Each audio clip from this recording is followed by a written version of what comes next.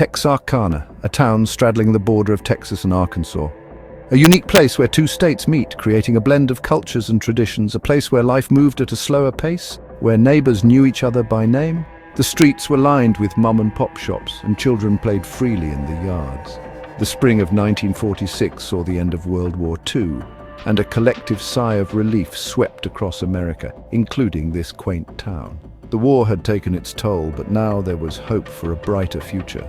Little did the residents know a storm was brewing, a darkness that would soon grip their lives and leave an indelible mark on their history. The peace they had longed for was about to be shattered.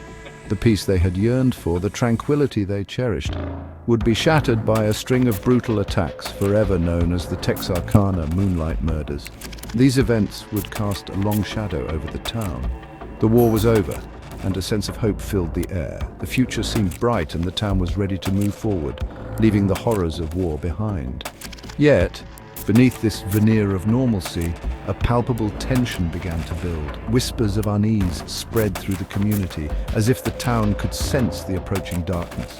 Whispers of a phantom lurking in the shadows, preying on young couples parked on lovers' lanes, spread like wildfire. These secluded spots, once places of romance, became scenes of dread. In today's episode, we will look into the unsolved serial killings of the Texarkana Moonlight murders.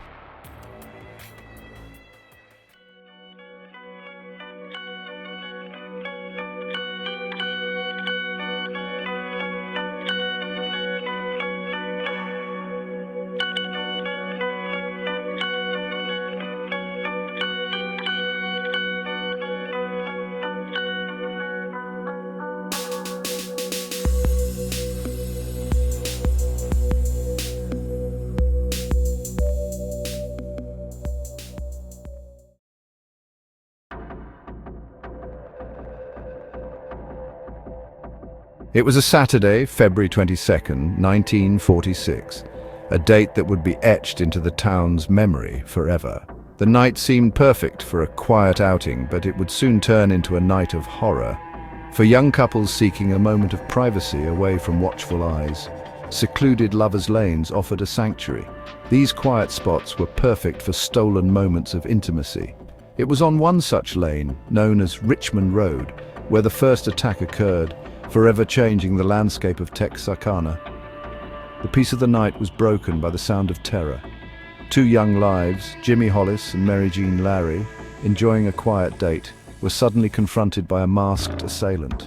Their night of romance turned into a nightmare. He emerged from the darkness, a harbinger of fear, wielding a gun and the promise of violence.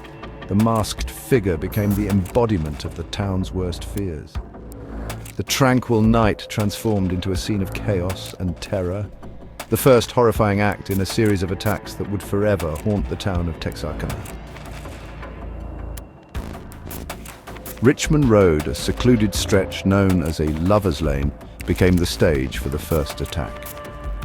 25-year-old Jimmy Hollis and his 19-year-old girlfriend, Mary Jean Larry, were parked in Jimmy's car when a man wearing a white mask approached.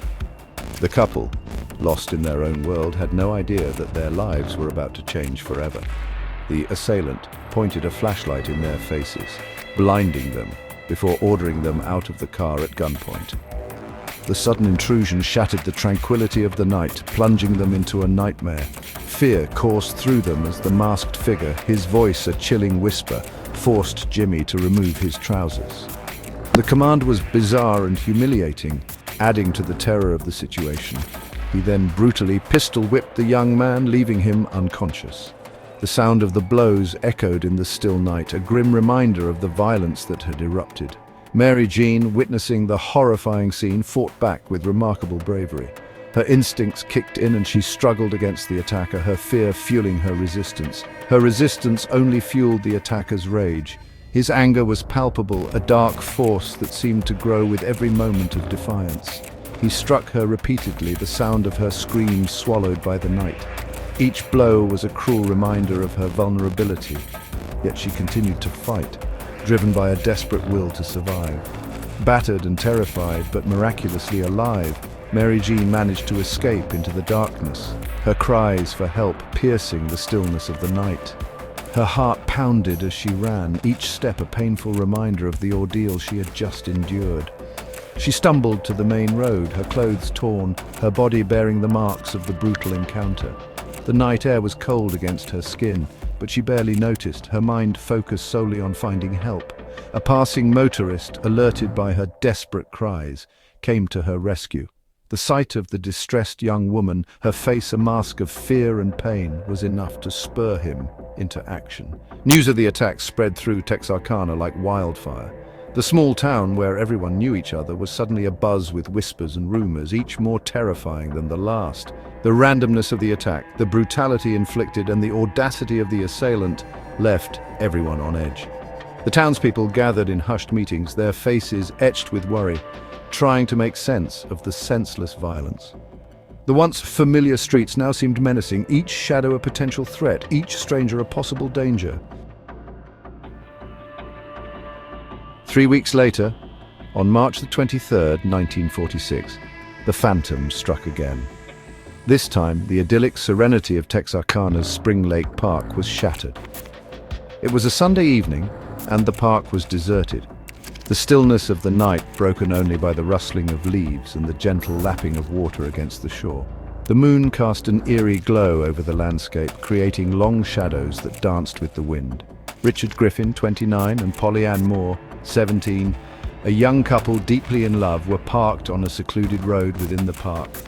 They had been dating for several months, and this spot had become their favorite retreat, a place where they could escape the prying eyes of the world and enjoy each other's company. They had spent a pleasant evening together, talking about their dreams and future plans, and were preparing to leave when tragedy struck. The headlights of their car flickered on, illuminating the path ahead, but they never got the chance to drive away.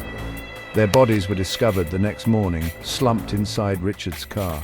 The scene was grim, a stark contrast to the peaceful surroundings of the park. Both had been shot at close range, their lifeless eyes staring blankly ahead. The car's interior was a macabre scene with bullet holes marking the violent end of 2 young lives. The brutality of the murders, the cold-blooded efficiency with which they were carried out, sent shockwaves through the community.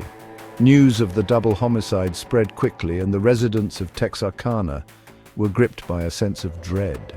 The Phantom was no longer a figment of their collective imagination. He was a tangible threat, a predator stalking the shadows, claiming innocent lives with impunity. The fear of the unknown gripped the town, and every shadow seemed to hide a potential danger. The similarities between the first attack and the double homicide were chillingly similar.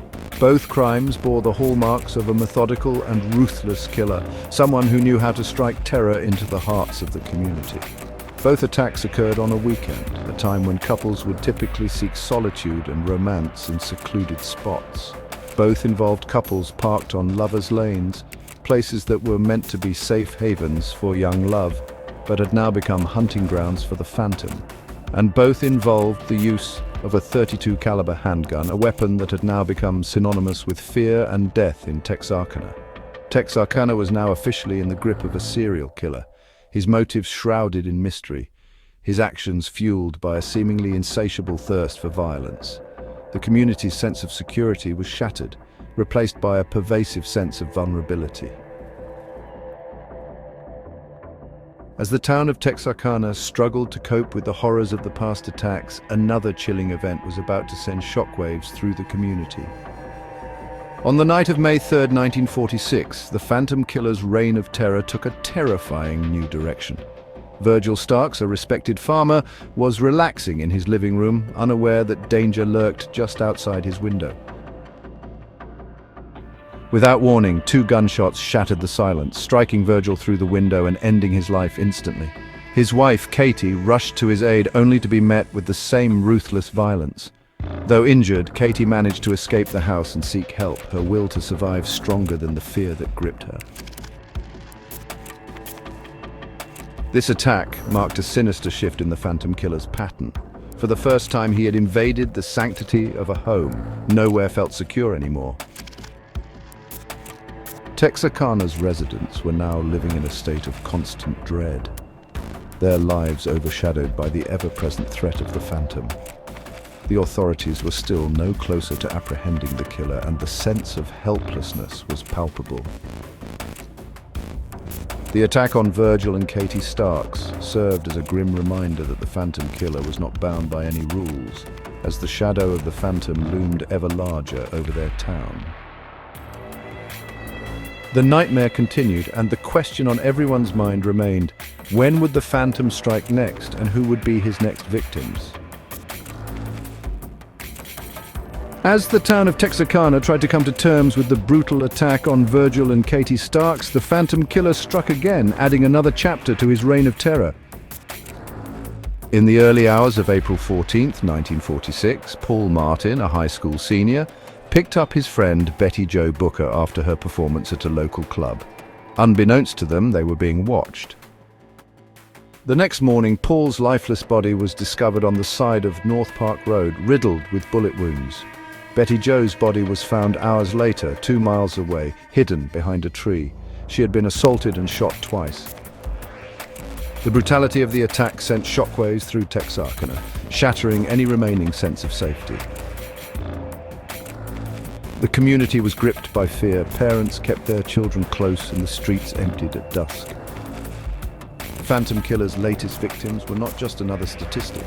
They were beloved members of the community, their lives cut short by an unseen menace. Authorities intensified their efforts, but the killer remained elusive, and the question on everyone's mind was not just who the Phantom would strike next, but when.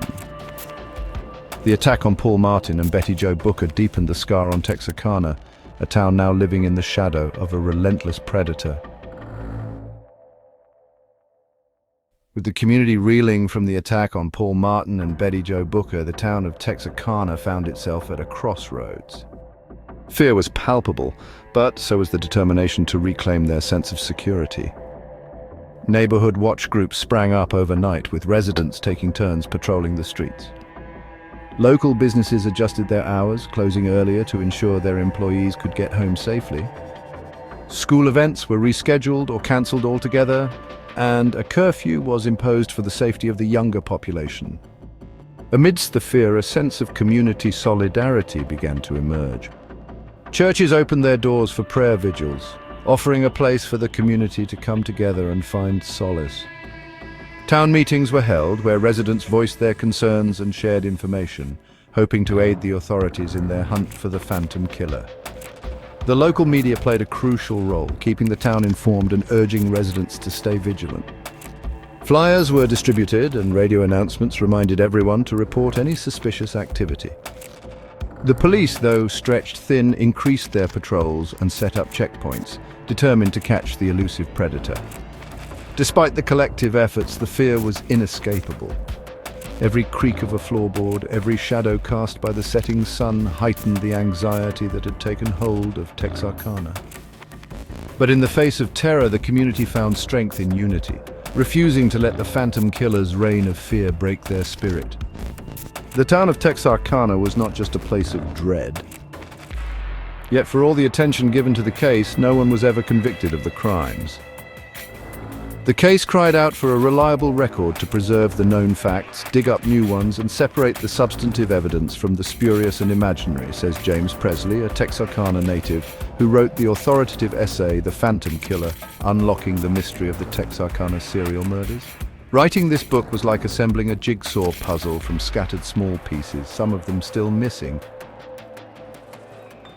This concludes today's episode of The Paranormal Report. If you enjoyed today's episode, please give us a like and consider subscribing to our channel. Your continued viewership and support make it possible for us to continue creating interesting and informative videos like this. The team here at The Paranormal Report really appreciates your support.